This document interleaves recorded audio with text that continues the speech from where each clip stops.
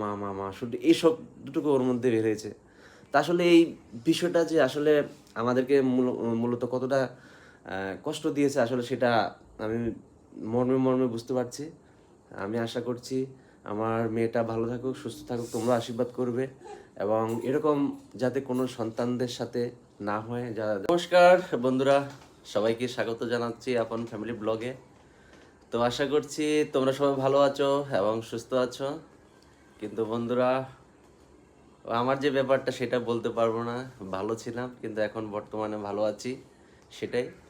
তো আজকে দীর্ঘ প্রায় 1 সপ্তাহ যাবৎ ভিডিও দিতে পারিনি, তার জন্য আন্তরিকভাবে দুঃখিত।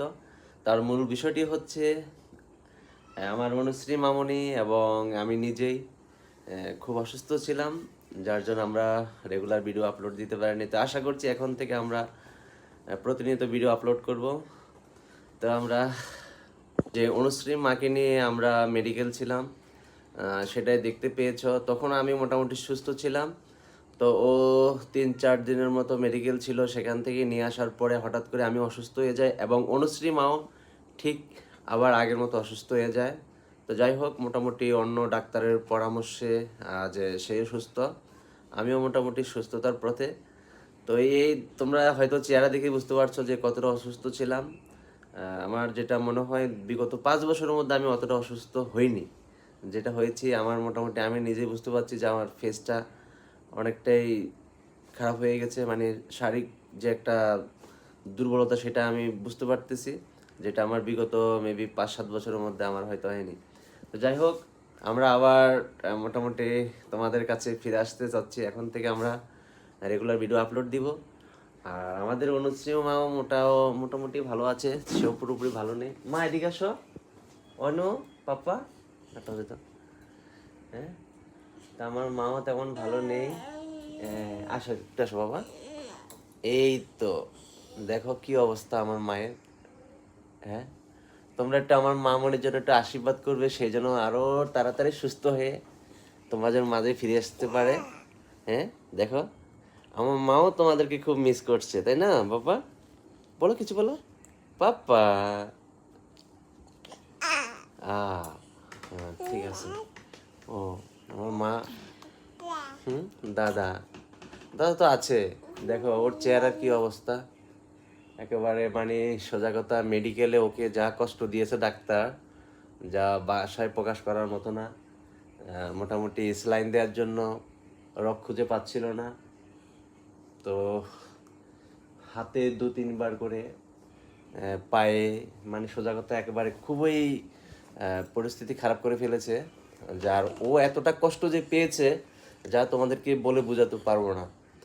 তো আমি তখন ছিলাম না যখন ওকে স্যালাইন দেওয়া হয়। তো যেটা শুনতে পারলাম ওর মায়ের কাছে, সেটা খুবই একটা খারাপ সময় ছিল। কারণ ও ছোট মানুষ আর ওর শরীরের যে রগটা সেটা খুঁজে পাওয়া যাচ্ছিল না। পায়ে হাতে মানে সোজা কথা 8 থেকে 10টা ফোঁড় দিয়েছে, যা ও খুব কষ্ট পেয়েছে। এবং সেখানে আমাদের আপন ছিল। তো ও মানে চিন্তা করে দেখো, একটা বাচ্চা যখন সে এত কথা কষ্ট পায়, তখন সে তার আপনজন যাকে মনে করে তাকে ডাকে। সে প্রথমে মাকে ডাকলো, সে মাও তাকে বাঁচালো না, ডাক্তার সুই বিঁধতেছে। আপন ছিল দাদা, দাদাকে ডাকলো, সেও মানে বাঁচালো না। তো এইভাবে সে অনেক কষ্ট করলো। যখন আমি বিকেলবেলা যাই সেখানে, তখন একটা ব্লাড টেস্ট ছিল। তো সেই ব্লাড টেস্টে আবার পুনরায় তার শরীর থেকে ব্লাড নেওয়া হবে। আমি গিয়েছিলাম, তো আমার সামনেই তখন ব্লাডটা নিচ্ছিল।